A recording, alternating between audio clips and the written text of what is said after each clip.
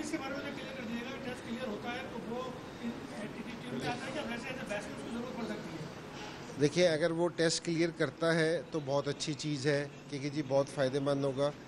अगर वो test clear नहीं भी करता, अगर हमें ज़रूरत पड़ी टॉप ऑर्डर पे, हम महसूस किया और टीम की रिक्वायरमेंट हुई कि जी टीम में कोई टॉप ऑर्डर पे सीनियर प्लेयर होना चाहिए, तो हम ज़रूर कंसीडर करेंगे।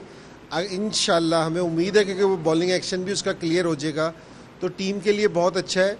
लेकिन ये नहीं कि उसका बॉलिंग एक्शन क्लियर ना हुआ तो हम उसको अपनी सिलेक्शन में उसको कंसीडर नहीं करेंगे, फिर भी कंसीडर करेंगे। क्राइस्टचर्च टेस्ट में पाकिस्तानी टीम की बैटिंग के बारे में आप क्या कहेंगे?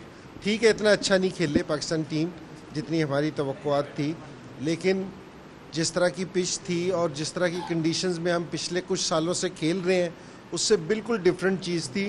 पाकिस्तान के बैट्समैनों के लिए इसमें खेलना मुश्किल था, लेकिन इंशाल्लाह हम आगे के मैचों में होप रखेंगे कि जी ये अच्छी बैटिंग करेंगे।